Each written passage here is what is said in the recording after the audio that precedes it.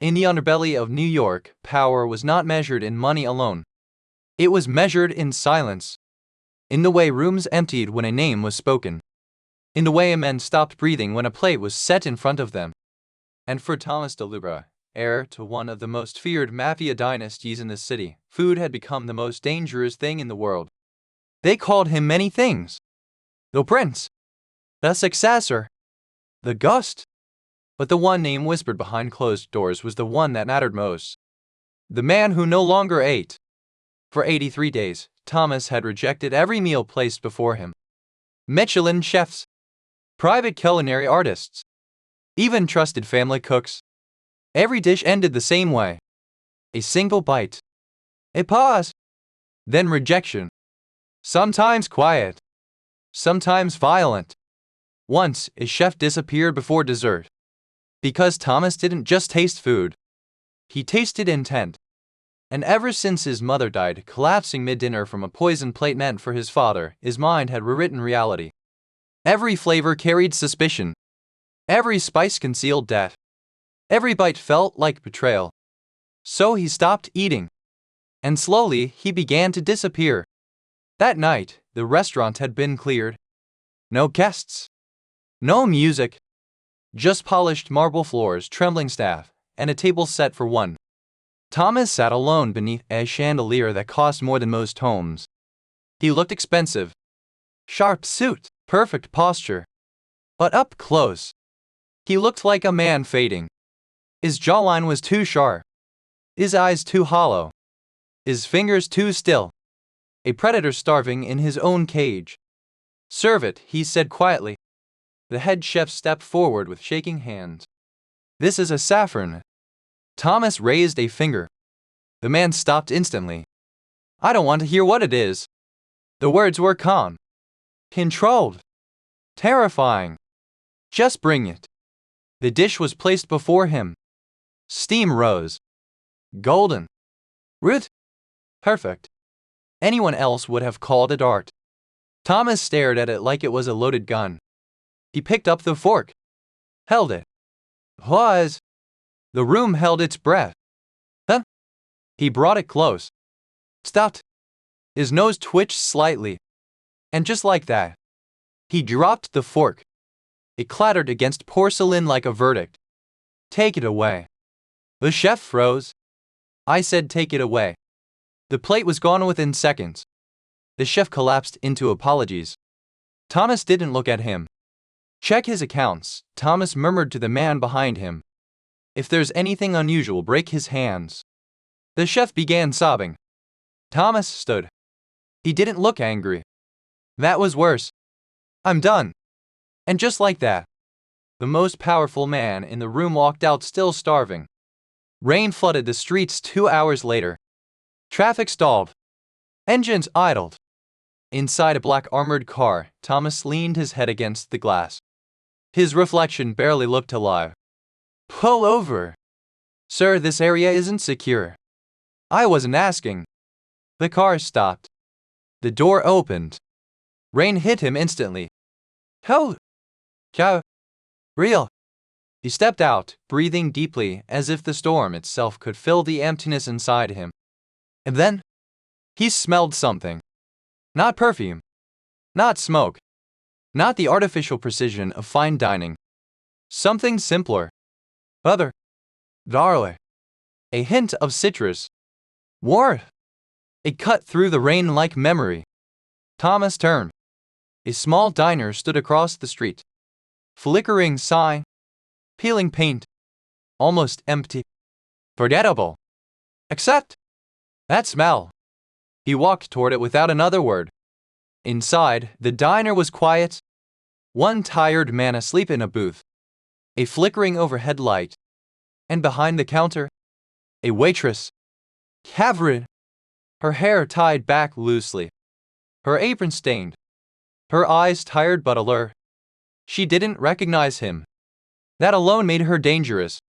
"We're closed," she said without looking up. Thomas sat anyway. "I smell garlic." That got her attention. She looked at him. Then at his soaked suit. Then at the men behind him. I was cooking for myself, she said. That's not on the menu. I'll take it. She let out a dry laugh. No, you won't. The bodyguard stepped forward. Watch your tone. Thomas lifted a hand. Silence. He was watching her now. Really watching. No fear. No flattery. Just exhaustion. I'll pay, he said. He placed a thick stack of cash on the counter. Enough to change someone's month. Maybe their year. Catherine looked at it. Then at him. Then back at the money. Her jaw tightened. Money doesn't make me less tired. Thomas almost smiled. Almost. Then consider it compensation for the inconvenience. She studied him longer this time. Something about him didn't match the money. Or the danger.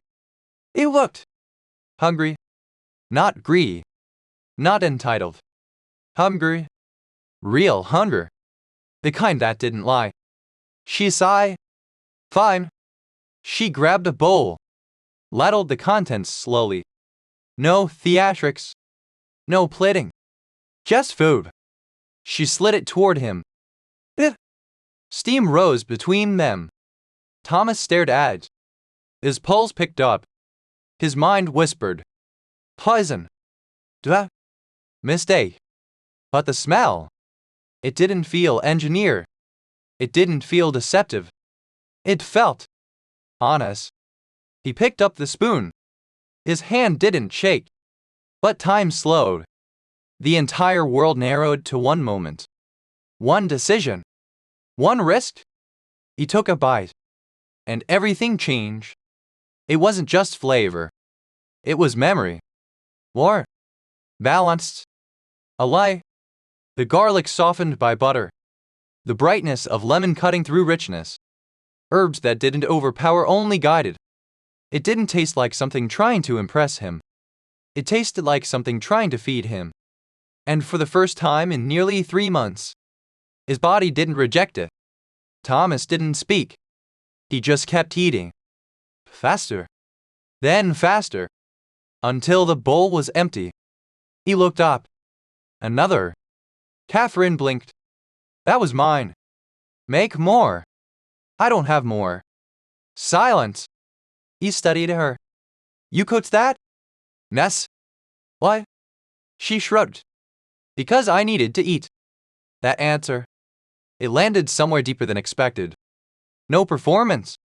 No agenda. Just truth. Thomas leaned back slightly. Something inside him had shifted. Not trust. Not yet. But something close. What's your name? Catherine. He nodded. Then said something no one in that city had ever heard from him. You're coming with me. The diner fell silent. Catherine stared at him. No, I'm not. And just like that, the room changed. Because no one said no to Thomas DeLuca. No one. Except her. And for the first time in a long time, Thomas didn't get angry. He got curious. Outside, the rain kept falling. Inside, something far more dangerous had just begun. Not a war. Not yet. Just a shift. Invisible. Quiet. But powerful enough to change everything. Because the most feared man in New York had just taken a bite. And survived. The first thing Catherine noticed was the silence. Not the peaceful kind. The controlled kind. The kind that existed because everyone inside it knew exactly how loud things could get if someone made a mistake. She stood in the center of a kitchen that no longer belonged to her. 48 hours ago, it had been a failing diner with a broken stove and a flickering light. Now, it was stainless steel perfection. New burners. Imported knives. Organized shelves. Security at every door. And men who didn't blink enough. Catherine tightened her grip on the knife in her hand. This is insane, she muttered. You kidnapped me. You were relocated, came a voice from behind her. She didn't turn immediately. She already knew who it was. Thomas. You bought the diner, she said flatly. You replaced the staff. You put guards at the exits. Now she turned. That's not relocation, that's ownership. Thomas stood in the doorway. Different now. Pointer. Stronger. There was color in his face again. Life returning slowly. But the danger hadn't softened. If anything, it had sharpened. You're here because you're necessary, he said. I am a waitress. No, he replied calmly. You're the only person in this city who can feed me. Catherine laughed once. Sure. Disbelieving. That's not my problem. Thomas stepped closer. Not threatening. Not aggressive. Just certain. It becomes your problem when my survival depends on you. She met his gaze. Unblenching. Then maybe you should learn to survive without control. That landed. A fligger. Demaw. Real. Thomas paused. Just for a second. And in his world. That was rare. Cook, he said finally, taking a seat at the small table placed inside the kitchen. Not outside. Not in the dining area. Inside. Where he could see everything. Every ingredient. Every movement. Every decision. Catherine exhaled slowly. You don't trust me. I trust what I saw, he said, not what I don't. Which is everything. Exactly. She stared at him for a long moment. Then turned back to the counter. Fine, she muttered. But you eat what I make, no complaints. That depends. She grabbed an onion harder than necessary. No, she said sharply, it doesn't. Silence. Understood. Another pause. Longer this time. Because Thomas DeLuca didn't accept terms. He imposed them. Well, here. He had just agreed. He cooked. Not elegantly. Not theatrically. Efficiently. Catherine didn't perform for him. She ignored him. And somehow, that made him watch her more. The rhythm of her movements was different from the chef's he knew. No wasted motion. No hesitation. No need for approval. She wasn't cooking to impress. She was cooking to finish. A fate? To solve a problem. Thomas leaned back slightly. Observing. Analyzing. You've been trained, he said. No, that's not amateur technique. She didn't look at him. My father cooked. Where is he now? Her hand paused. Just for a fraction of a second. Thomas noticed. He noticed everything. But he didn't push. Not yet. The dish came together slowly. Rice. Zdar. Other. Mushrooms. Semble. Rounded. Controlled. She placed the plate in front of him. Ugh. He looked at. Then at her. You're very direct. You're very difficult. Another pause. He took a bite. Closed his eyes. And for a brief moment, the world outside the kitchen didn't exist. Good, he said quietly. Catherine crossed her arms. He looked at her again. And this time, there was something different in his expression. Not dominance. Not suspicion. Recognition. It's consistent, he said. That matters. She blinked. That wasn't the response she expected. Consistency keeps people alive, he added. Her expression shifted slightly. You're not talking about food. No, he said. I'm not. The moment shattered. The back door exploded inward. A metallic canister rolled across the floor. Catherine frowned. What? Thomas moved instantly. Faster than she thought possible. He grabbed her. Forced her to the ground. Covered her body with his own. The world erupted. White light. Sound like thunder in her skull. Gunfire. Violent. Relentless. Catherine screamed. Her ears rang. Her heart slammed against her ribs. This wasn't a warning. This was an execution attempt. Stay still, Thomas said against her ear. His voice. How controlled. Like this was just another Tuesday. He lifted his arm. Returned fire. Precise. Measure. Not wild. Not reckless. Each shot had purpose. each movement calculated. Catherine squeezed her eyes shut. The smell of gunpowder mixed with food. Reality fracture. This wasn't her world, but she was in it now. Minutes pass. Or a second. It felt like both. Silence. How? File. Thomas didn't move immediately. He listened. Waited. Then slowly. He stood. Pulled her up with him. You're coming with me. I'm not. You are, he said. And this time, there was no argument. Because now she understood. This wasn't about control anymore. This was about survival. They ran through the back alley. Rain hit her again. Hold! Shout! Real! A car screeched to a halt. Door open. Get in, Thomas ordered. She hesitated. Just for a second. My bad. Forget it.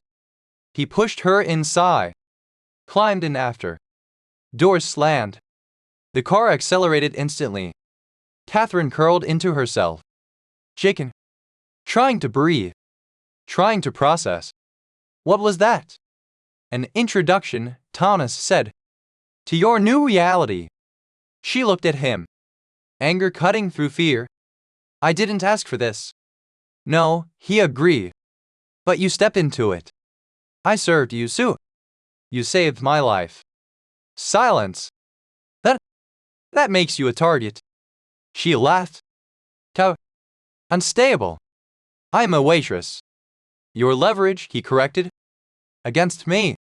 Her expression hardened. Then let me go. I can't. Won't, she snapped. He looked at her. Really looked this time. And what he saw wasn't fear. It was resistance. Principled. Grounded. Unmovable. I don't cage people, he said. You already did. Another hit. Another truth. He didn't argue. Didn't deny it. Because for the first time, he was being forced to see himself from the outside. And he didn't like what he saw. He shifted slightly. His hand pressed against his side. Catherine noticed immediately. Wait! He didn't respond. You're bleeding. It's nothing. It's not nothing. She leaned closer. Pulled his hand away. What? Dark. Spreading. Stop the car, she said. No hospitals, he replied instantly. I didn't say hospital. She looked at him sharply. You want to live? A pause. Yes. Then listen to me. Another pause. Longer this time. Drive, Thomas said quietly. The car didn't stop. But something else did. The balance of power. Because for the first time, Catherine wasn't just the girl who fed him. She was the one giving orders. And he was following them. She sat back. Valkis. Controlled. Do you have a kitchen where we're going? Yes. What? She looked at the blood again. Then at him. You're not dying tonight. It wasn't comfort. It wasn't kindness. It was a decision. A moral line. Drawn clearly. Firmly. Irreversibly. Thomas studied her in silence. Then said something unexpected. What? She met his eyes. Because letting you die would be easy. Oh, yeah. And I don't do easy when it's wrong. The car sped through the city. Towards something larger. More dangerous. More permanent. Because Catherine had just crossed a line. Not into power, but into responsibility. And once you step into that, you don't get to step back. The building didn't exist. At least not officially. No listing. No public records. No address that could be searched or spoken aloud without consequence. Yet the elevator rose. Silent. Direct. And when the doors opened, Catherine stepped into a world that felt less like a home and more like a command center built for war. Floor-to-ceiling glass. Cold marble. Minimal furniture. Everything precise. Everything controlled. Everything distant. This is where you live, he asked. Thomas didn't answer. Because the truth was, he didn't live here. He survived here. They moved quickly. Men spoke in low voices. Phones buzzed. Orders were given without explanation. No one questioned Thomas. But everyone watched Catherine. Not with curiosity. With calculation. She felt it immediately. Measure. Evaluated. Categorize. What? Kitchen, she said. Thomas gestured. Glass doors slid open. Inside. Perfection. Everything a chef could want. Everything a human being might fear. Because nothing here felt lived in. It felt prepared. Like someone expected disaster at any moment. Sit, he said. Thomas hesitated. Then obeyed. That alone shifted the air. A man like him didn't sit when told. But he did now. Because something inside him trusted her judgment before logic could argue. She moved quickly. Scanning ingredients. Discarding most. Too rich. Too complex. Too aggressive. He can't handle this, she muttered to herself. A doctor stood nearby. Nervous. Observing. You understand his condition, he asked. Catherine didn't look up. I understand hunger. She grabbed simple ingredients. Lance. Darling. Tomatoes. Stock. Something warm. Something grounding. Something honest. Behind her, Thomas leaned back. His vision blurred slightly. His body was losing the fight again. Not from the wound. From the absence. The long, slow collapse of a man who hadn't allowed himself to live. Stay awake, Catherine said. Oh. You're not. Oh, it. You're drifting. He exhaled slowly. You're very direct. You're very close to dying, she replied. Another beat. Stay awake. The room quieted. Not because of fear. Because of focus. The rhythm of cooking took over. Oil heating. Garlic softening. Tomatoes breaking down. The scent filled the sterile space. Changed it. Softened it. Humanized it. For the first time, the penthouse didn't feel like a fortress. It felt like a place someone could breathe. She brought the bowl over. Sat in front of him. His hand trembled. Just slightly. She noticed. Didn't comment. Just picked up the spoon. Blew on it. Held it out. Over. Hey boss. The. Dude. The most feared man in the city. Oh, bed. He swallowed. Then again. Then again. Each bite pulling him back. From the edge. From the void. From himself. Color returned slowly. Breath steady. Eyes cleared. And with each spoonful, the power dynamic shifted. Not dramatically. Not loudly. But undeniably. Because he wasn't surviving through force. He was surviving through her. What is this? He asked quietly. Something that doesn't lie to your body. He frowned slightly. Food doesn't lie. Yes, it does, she said. When it's made to impress instead of nourish. He looked at her. Really looked. And something clicked. Not fully. Not yet. But enough. He reached for the bowl. She let him take it. Progress. Demaw. But real. Why didn't you let me die? He asked after a moment. Catherine leaned back slightly. Because that would make me like the people trying to kill you. Silence. You don't even know who those people are. I don't need to, she replied. Wrong is wrong even without a name. That answer stayed with him. Longer than he expected. A voice cut through the room. Mr. DeLuca. Thomas looked up. One of his men stepped forward. Your father is on his way. Everything changed? Instantly. The room tightened. The air sharpened. Catherine felt it. Your father? She asked. Thomas stood slowly. Recovered now. But not relaxed. Thomas DeLuca Sr. The name carried weight. even if she didn't fully understand it yet. She felt it. This is his city, Thomas added. And everything in it. Oh wait, accept me. Catherine crossed her arms. And he's coming here because he doesn't believe you're real. She frowned.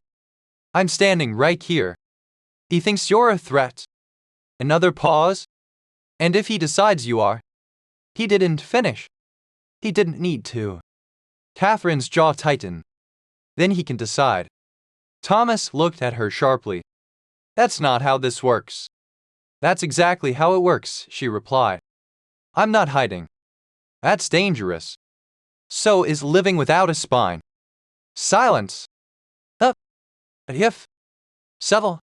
But important. Because once again, she wasn't bending.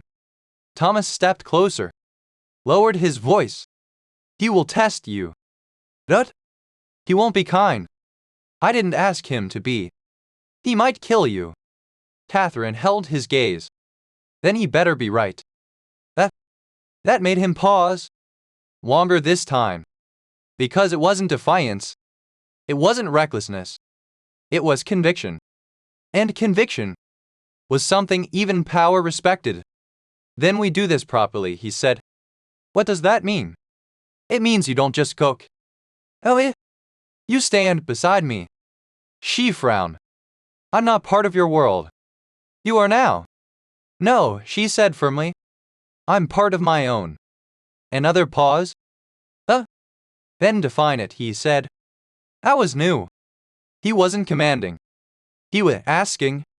Catherine considered. Carefully. I stay, she said slowly. I cook. I help you live. Eret. But I don't belong to you. Silence. The room waited. Because this was a line. Clear. Unmistakable. Thomas nodded once. Agreed. And just like that, a contract was formed. Not written. Not signed. But stronger than either. Because it was chosen. The elevator dinge. Doors opening. Footsteps.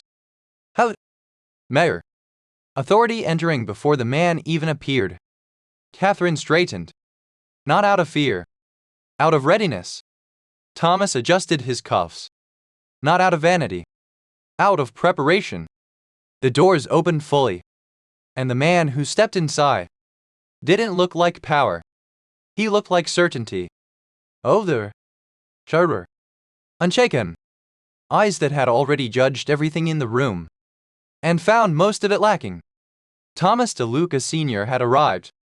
And with him, the past, the truth, and a reckoning that Catherine had unknowingly been walking toward her entire life. The room didn't welcome him. It submitted. That was the difference. When Thomas DeLuca entered a space, people reacted. When his father entered, people adjusted themselves before he even spoke. Catherine felt it instantly. A pressure that had nothing to do with sound. Everything to do with control. Thomas DeLuca Sr. walked with a cane. But it was a weakness. It was punctuation. Each step deliberate. Each movement calculated. Each glance final. His eyes landed on Catherine. And stayed there. So, he said slowly, voice rough with age and authority. This is the girl. Not a question. A dismissal. Catherine didn't move. Didn't lower her eyes. Didn't soften. My name is Catherine. A pause. Longer than comfortable. I didn't ask for your name. Thomas stepped forward slightly. I did. Another silence. Heavier this time. Because something subtle had just happened. Thomas had interrupted his father. The older man didn't react immediately. He simply walked closer. Closer to Catherine. Studying her. Not like a person. Like a problem. You feed my son, he said. Yes. You keep him alive. Yes. And I'm supposed to believe that happened by chance? Catherine tilted her head slightly. You don't have to believe anything. The room froze. Not because of what she said, but because of how easily she said it. Thomas watched carefully. Not stepping in. Not yet. Because this mattered. Not power. Not dominance. True. And whether it could survive in this room. Cook, the older man said, turning slightly toward the table. Let's see what you actually are. The kitchen came alive again. But this time, it wasn't quiet. It was watch. Every move tracked. Every ingredient noted. Every hesitation measured. Catherine exhaled slowly. Focus. She didn't cook to impress. She cooked to speak. And tonight, the message mattered. Eggplant. Tomatoes. Olive oil. Vinegar. Symbol. Where? Intentional. Thomas stood just outside the kitchen, watching her, but not the way he had before. Before, he watched to protect himself. Now, he watched to understand her. Why that dish? He asked quietly. Without turning, she replied. Because some flavors don't hide. The plate was finished, carried carefully, set before the man who could end her life with a sentence. He didn't eat immediately. He looked at, studied it, then took a bite. Silence. Real silence. The kind that stretches, that pulls, that waits. His jaw slowed. His eyes narrowed slightly. Not in anger, in recognition. He swallowed, looked at her, then at the plate again, then back at her. Where did you learn this? He asked. Catherine didn't hesitate. My father. Oh, wait. What was his name? Thomas felt something shift. Something sharp. Something dangerous. Catherine answered. Quickly. Calmly. Without flinching. Antonio Vale. The name landed like a bullet. Thomas turned sharply. His father went completely still. Not angry. Not explosive. Is that? And that was worse. That name, the older man said slowly, does not belong in this house. Catherine stepped forward. It already did. Thomas looked between them. Confusion forming. Tension tightening. My father cooked for your family, Catherine said. Her voice steady, but something underneath it. Something deeper. Was finally surfacing. He was loyal, she continued. He believed in your rules. A pause. He died because of them. The room dropped 10 degrees. Thomas frowned. What are you talking about? But his father already knew. Of course he did. He stole from me, the older man said coldly. He was dealt with. Catherine's jaw clenched. No, she said. He told you the truth. A flicker. Barely visible. But real. He told you your shipments were compromised, she continued. That your own men were skimming. That your system was rotting. A rat. And you killed him for it. Thomas stepped back slightly. The room tilted. That's not, he started, but stopped. Because something in her voice didn't sound like revenge. It sounded like memory. You don't get to rewrite him, Catherine said. He died doing the right thing. The older man laughs. What? Cow. Unmoved. Right and wrong are luxuries, he said. Power is survival. No, Catherine replied. Power is choice. Silence. Everything broke. Enough, the older man snapped. He turned to the guards. Remove her. Moment. Last. Decisive. Thomas stepped in front of her. Stop. That word. From him. Changed everything. You're protecting her? His father asked. Thomas didn't answer immediately. Because in that moment, he wasn't choosing between people. He was choosing between truths. She saved my life, he said finally. She's telling the truth. You don't know that. I do. A pause. The older man's voice dropped. Colder. More dangerous. She lied to you. Catherine spoke before Thomas could respond. Ness. Silence. I lied about my name. A breath, but not about anything that matters. Thomas looked at her, and something inside him cracked. Not trust, not fully, but certainty. You should have told me, he said quietly. I didn't know if you deserved the truth yet, she replied. That hurt. Because it wasn't manipulation. It was judgment. The older man smiled faintly. There it is, he said. The vision. He turned to the guards again. This ends now. Weapons shifted. Tension peaked. And in that moment, Thomas made a decision. Not as a son, not as an heir, but as a man. No, he said. The word echoed. Final. If anyone leaves this room, he added, it's not her. Silence. Chaos. Because power had just been challenged. Not loudly. Not violently. But completely. Catherine didn't move. Didn't panic. Didn't step back. Because this was the moment everything changed. Not because of guns. Not because of threats. But because truth had been spoken in a room that survived on silence. And once that happens, nothing goes back to the way it was. They didn't leave the building as allies. They left as targets. The elevator doors closed with a finality that felt louder than gunfire. No one spoke. Not Thomas. Not Catherine. Not the men who had just witnessed the son defy his father. Because everyone understood what had just happened. A line had been crossed. And there was no return. When the doors opened into the underground garage, Thomas didn't slow down. Get in, he said. No hesitation. No explanation. Catherine followed. Not because she trusted the situation, but because she had already chosen something more important.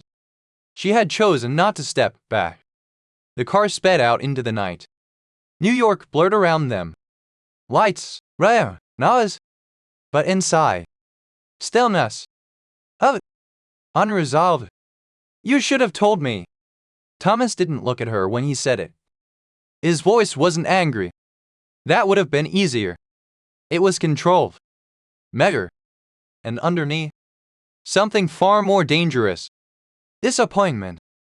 Catherine stared forward. I told you what mattered. That's not your decision to make. No, she replied quietly. It's mine. Silence again. Longer this time. Because neither of them were wrong. And that made it worse. You knew who I was, Thomas said. Ness? And you stayed. Ness? What? She turned to him now. Finally. Because you weren't your father. That answer landed. Unavoidable. And now, he asked? Oh, wait. Now you have to decide if you want to become him. The car slowed slightly. Not because of traffic. Because something inside Thomas had just shifted. He had spent his life preparing to inherit power. Not question it. Not redefine it. Not dismantle it. Everything I have, he said slowly, comes from him. Catherine nodded. I know. If I go against him, you lose it. A pause. She finished it for him. But maybe you stop losing yourself. That was the moment. Not loud. Not dramatic. But irreversible. Thomas leaned back. Closed his eyes briefly. Not to escape. To think? Then we don't run, he said finally. Catherine frowned slightly. What do we do? He opened his eyes. And for the first time, they weren't just sharp. They were clear. We take control. The words didn't sound like ambition. They sounded like resolution. Yadni? He asked. A faint shift at the corner of his mouth. Unless you have a better army. I don't need an army, she said. That got his attention. I need leverage. Now she had stepped into it. Not by accident. Not by force. But by choice. Explain, Thomas said. Catherine leaned forward slightly. Her voice steady. Focus. Strategic. Your father doesn't trust people, she said. He controls them. Thomas nodded. That's how power works. No, she replied. That's how fear works. Of it? You're not him, she continued. You don't want fear. You want stability. And how do we get that? He asked. By exposing the weakness he hides. Thomas watched her carefully now. Not as a waitress. Not as someone he needed. But as someone he could rely on. You're talking about his network, he said. I'm talking about his lies, she corrected. Silence. The understanding. He's been covering internal theft, she said. You didn't know that? Thomas frowned. No, of course you didn't, she said. He killed the only man who told him the truth. Her father. The weight of that settled heavily between them. And now, Thomas asked. Now we find proof, she said. And we make it impossible for anyone to stand behind him. And if they still do? Catherine held his gaze. Then they choose him over truth. Oh, it? And we know exactly who they are. The car stopped. Not at a destination. At a decision. Thomas looked out the window. Then back at her. You're not afraid, he said. I am, she replied. Then why are you doing this? A ref. Because I've seen what happens when people stay silent. That answer. That was the difference between them. Thomas had grown up in power. Catherine had grown up around its consequences. And now, they stood at the same point, facing the same choice, from opposite directions. All right, Thomas said. Not loudly. Not dramatically. Just, fine it. We do it your way. That mattered more than anything else so far. Because this wasn't him using her. This was him choosing her judgment over his instinct. First step, he asked. Catherine exhaled slowly. We don't attack him. Boss. We invite him. Thomas raised an eyebrow. What? She looked at him.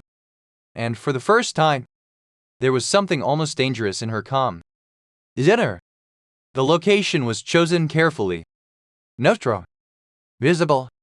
Controlled. Not a fortress. Not a battlefield. A restaurant. Symbol. Oven. Public enough to matter. Private enough to control. Why here? Thomas asked as they stood outside. Because he won't expect it, Catherine replied. And because this is where he is weakest. Thomas looked at her. In a place where people choose to come, she said. Power has to behave. And if it doesn't, everyone sees. Inside, the preparations were already underway. Not extravagant. Not excessive. Precise. Every ingredient selected for a reason. Every dish designed to reveal something. This isn't just food, Thomas said quietly. No, Catherine replied. It's evidence. As the doors opened, and the first of Thomas's father's men stepped inside, the atmosphere shifted. Not into fear. Not into chaos. Into something far more dangerous. Expectation. Because tonight, no one would be forced to choose. They would choose on their own. And Catherine, the invisible waitress, was about to make the most powerful men in the city sit down, Laza, and face the truth they had buried for years. No one spoke when Thomas DeLuca Sr. entered the restaurant. They didn't need to. Power had a soundless gravity. It bent the room around it. Men stood straighter. Eyes lowered. Conversations died mid-sentence. Even the air seemed to wait. Catherine stood in the open kitchen. Not hidden. Not backstage. Visible. Exactly where she intended to be. This was not a trap. It was a stage. Thomas stood beside her. Not ahead. Not behind. Beside. And that alone told the room something had already changed. His father noticed. Of course he did. His eyes moved from Thomas to Catherine and back again. You've made this public, the older man said. Not anger. Not yet. Observation. Yes, Thomas replied. A pause. Then let's not waste time. Yet. Slowly. Deliberately. Like a king accepting a challenge. The others followed. Lieutenants. Partners. Men who had built empires in shadows. Now sitting under light. Catherine stepped forward. This isn't a negotiation, she said. That earned attention. Immediate. Sure. It's a clarification. Thomas watched her. Not intervening. Not guiding. Yes. Trusting. She placed the first dish on the table. Symbol. Hi. Recognizable. Eat, you said. They hesitated. Not because of fear of poison. Because they weren't used to being told. Thomas picked up his fork first. Took a bite. How? Unbothered. Allay. One by one. The others followed. The reaction was immediate. Not dramatic. But undeniable. This tastes, one of them muttered. Familiar, another finish. Catherine nodded slightly. It showed. She looked at Thomas's father. It's your kitchen. A pause. The understanding flickered. You used his recipes, the older man said. No, Catherine replied. I used his truth. Silence. My father didn't steal from you, she continued. No tremble. No hesitation. He found inconsistencies in your shipments. He warned you. He gave you proof. Eyes shifted around the table. Supple. Unreal. You killed him, she said. And now? Now the silence changed. It wasn't fear anymore. It was attention. Careful, the older man said quietly. No, Catherine replied. I'm done being careful. She turned slightly. Nodded toward the kitchen. Another dish came out. Placed. Sure. Eat, she repeated. This time, they didn't hesitate. Because now, they were listening. You built your empire on control, she said. But control isn't loyalty. She let that sit. Loyalty requires truth. She looked at each man in the room. Not intimidated. Not asking permission. Ask yourselves, she said. When was the last time you told him the truth without fear? No one answered. They didn't need to. Because the answer was obvious. Thomas's father leaned back slightly. You think a story and a meal can undo decades? He asked. Catherine met his gaze. No, she said. I think people can. Oh, if they are given a choice. That word again. Choice. It hung in the room like a challenge. Thomas stepped forward. Finally. My accounts have been audited, he said. Eyes turned to him. Internal losses. Misreported shipments. Disappearing margins. He looked at the men seated around the table. You all felt it. Ed. No one spoke. But the silence confirmed it. My father called it loyalty, Thomas continued. But loyalty doesn't cost you everything while giving you nothing. A pause. It's not loyalty if you're not allowed to question it. That was the break. Demar. But irreversible. Because the truth had been said. Out loud. In front of everyone. Thomas's father stood slowly. You're dismantling your own blood, he said. Thomas shook his head. No. Oh wait. I'm saving what's left of it. Silence. The moment. Not violent. Not chaotic. Decisive. One of the men at the table stood. Then another. Then another. Not to attack. To step away. From him. From the old power. From fear. The older man watched it happen. Expression unreadable. But something inside it. Fracture. You would follow him, he asked quietly. One of the men answered. We're following the truth. That was it. Not a war. Not a shootout. Yet, hotter. Leaving one man. And choosing another. Thomas didn't smile. Didn't celebrate. Because this wasn't victory. It was responsibility. The older man looked at Catherine. What? How? You did this, he said. She didn't deny it. I stopped the silence, she replied. Pause. That's all. The aftermath was quieter than anyone expected. No headlines. No explosions. No dramatic collapse. Yes. Change. Accounts restructure. Operations divided. The empire. Ruritha. Not erase. But redirected. Illegal routes abandoned. Legitimate businesses rebuilt. Restaurants. Supply chains. Rail systems. And at the center of it, not a king, a partnership. Months later, the same city, different air. The restaurant was full. Alive, loud in the best way. Catherine stood in the kitchen, not invisible anymore, but not seeking attention either. She moved the same way she always had. Efficient, grounded. Certain. Thomas stood upstairs, watching. Not controlling. Not commanding. Just present. She walked up after service. Sat across from him. Tired. But calm. He pushed a bowl toward her. The same soup. The first one. She smiled faintly. You remembered. I remember everything that saved me, he said. Pause. Are you staying? He asked. No pressure. No demand. Just a question. Catherine leaned back slightly. That? Just?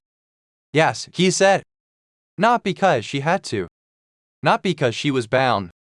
Because she wanted to. Outside, the city moved on. Inside, something rare had taken root. Not power. Not control. But balance. Sparkle's final reflection. Power does not fall because it is a tech. It falls when it's no longer believed. Silence does not protect truth. It buries it. And the strongest people in any room are not the loudest, but the ones who choose to speak when it would be easier not to. And sometimes, the thing that saves a life is not a weapon. It's a simple meal, made with honesty. If this story stayed with you, if it made you feel something, make sure to subscribe, because there are many more stories where power meets truth and silence is finally broken.